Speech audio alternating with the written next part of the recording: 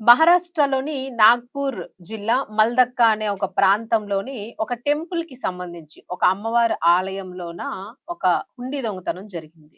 అయితే దొంగలంటే ఒక్కొక్కసారి మనకి భయమేస్తది సాధారణంగాను. ఎలా ఉంటారో అమ్మో! అని. ఈ సినిమాల్లో చూస్తూ ఉంటాం 'గజ దొంగలిల్లు' విచిత్ర విచిత్రంగా. దొంగ అంటేనే రాత్రి నిద్ర పట్టదు మనకి ఏ నీడో కిటికీలోంచి కనిపించిన. సో, దొంగ అనే పేరుకి అంత భయపడుతూ ఉంటాం. కానీ ఇలాంటి దొంగలు గూడా చాలా సార్లు సిల్లీ సిల్లీ పనులు చేస్తూ ఉంటారు. సాధారణంగా మనం సినిమాల్లో చూస్తూ ఉంటాం. ఏదో సినిమాలో 'సునీల్' అనుకుంటాను.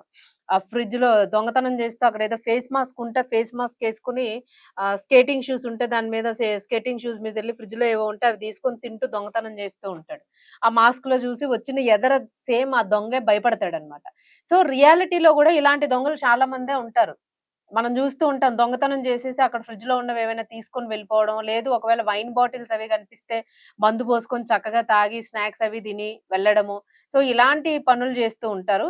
అలాగే సీసీ కెమెరాస్ ఏమైనా ఉంటే ఆ కెమెరాస్ ముందు గూడా మాస్క్ పెట్టుకొని ఇలా ఇలా యాక్షన్‌లు జేస్తూ ఇలాంటి చిన్న చిన్న చిల్లర చిల్లర వేషాలు వేసి సీరియస్‌గా జరిగిన దొంగతనాన్ని చాలా సిల్లీగా మార్చేస్తూ ఉంటారు వీళ్ళు.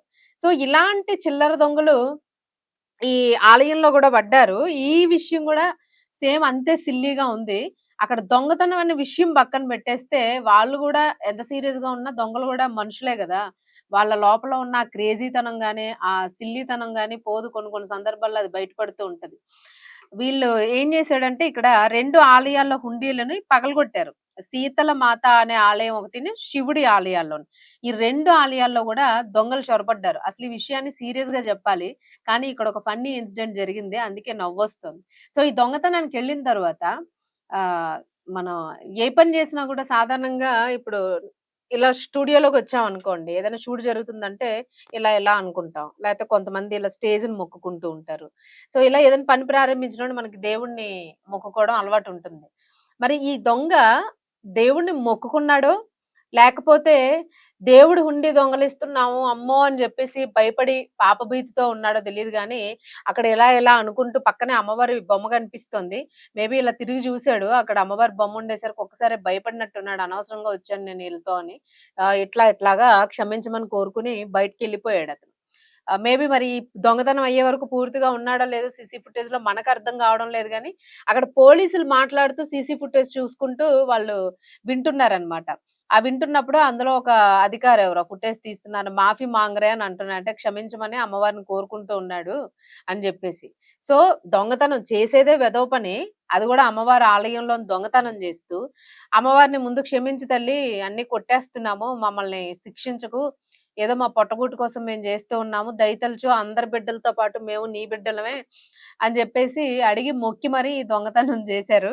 సో, మొత్తానికైతే నిందితుల్ని సీసీ ఫుటేజ్ ద్వారా ఫేసులు క్లియర్‌గా కనిపిస్తూ ఉన్నాయి. సో, వాళ్ళని పట్టుకునే ప్రయత్నంలో అయితే పోలీసులున్నారు. ప్రస్తుతానికి దానిలో పూర్తిగా ఈ అధికారులు నిమగ్నమైనట్లయితే తెలుస్తోంది. సో, దొంగల్ని మనం చాలా భయంగా ఊహించుకుంటూ ఉంటాము. వాళ్ళకి కూడా భయం ఉంటది. ఇలాంటి టెంపుల్స్‌లోకెళ్ళి దొంగతనం చేసినప్పుడు. కాపోతే వృత్తి గాబట్టి ఆ చేతులు అలా దురద పెట్టేస్తూ ఉంటాయి. వాళ్ళకి ఎక్కడో దగ్గర ఏదో ఒకటి కొట్టేసే వరకు. లేదు వాళ్ళకి కొట్టిన డబ్బులు అయిపోయానంటే మళ్ళా వెంటనే ఇంకొక దొంగతనం జేయాలి. మనకు ఉద్యోగం పోతే ఇంకో ఉద్యోగానికి ఎట్లా పోతాం మనం? సేమ్ అలాగే వీళ్ళు గూడా దొంగతనం అవ్వంగానే ఆ డబ్బులు బంగారం అయిపోగానే మళ్ళా ఇంకో దొంగతనం రెక్కి చేసి చేస్తూ ఉంటారు గదా! సో, అది పాపం. సో, వాళ్ళ పొట్టకూటి కోసం చేసిన ఆ పనిలోని ఈ దొంగతనం అయితే చాలా సిల్లీగా అనిపించింది. సో, ఈ వీడియో చూస్తే మీకు గూడా ఖచ్చితంగా నవ్వొస్తది. సో, దీని మీదయితే మరి పోలీసులు ఎలాంటి యాక్షన్ తీసుకుంటారు? అసలు ఎంత సొమ్ము కొట్టేసారు? ఏంటన్న డీటెయిల్స్ మనకు లేవు. సో, దొంగలకైతే మీరు భయపడకండి ఎప్పుడు గూడాను. తెలివిగా ఆలోచించి వాళ్ళని ఎలా పట్టించాలి అనే దాని మీదే మనం దృష్టి పెట్టొచ్చు. ఎందుకంటే వీళ్ళకి కూడా ఇంటర్నల్‌గా భయం ఉంటది. వాళ్ళని జూసి మనం భయపడిపోయేటప్పటికి వాళ్ళు మనల్ని ఇంకా బెదిరించే ప్రయత్నం జేస్తారు. సో, అదే మనం వాళ్ళతో కాన్వర్జేషన్ మొదలుపెట్టినా, లేదు వెంటనే మనం తెలివిగా ఆలోచించి వాళ్ళని పట్టించే ప్రయత్నం చేసినా గూడా, వాళ్ళు గూడా భయపడి పారిపోయి, లొంగిపోయిన వాళ్ళు చాలా మంది ఉంటూ ఉంటారు. సో, పాతకాలంలో గూడా అట్లానే జరిగేది. దొంగతనం జేస్తే పట్టుకెళ్ళిన వస్తువులు మరలా తీసుకొచ్చి నెక్స్ట్ డే అక్కడ పడేసి ఎళ్ళిపోయేవారంట. సో, అంటే ఏదో ఒక భయం ఉండేదనమాట వాళ్ళకి. ఆ ఇంట్లో దొంగతనం జేయడం, ఆ ఊర్లో దొంగతనం జేస్తే ఏదైనా వాళ్ళకి జరుగుద్దనో ఇలాంటి సెంటిమెంట్స్ వర్కౌట్ అయ్యేవి. సో, మొత్తానికి ఈ దొంగతనం అయితే ఇలా జరిగిందనమాట. సో, దీని గురించి మీరేమనుకుంటున్నారు? ఎప్పుడైనా ఇలాంటి దొంగలు మీకు ఎదురుపడ్డారా? కామెంట్ బాక్స్‌లో కామెంట్ పెట్టండి.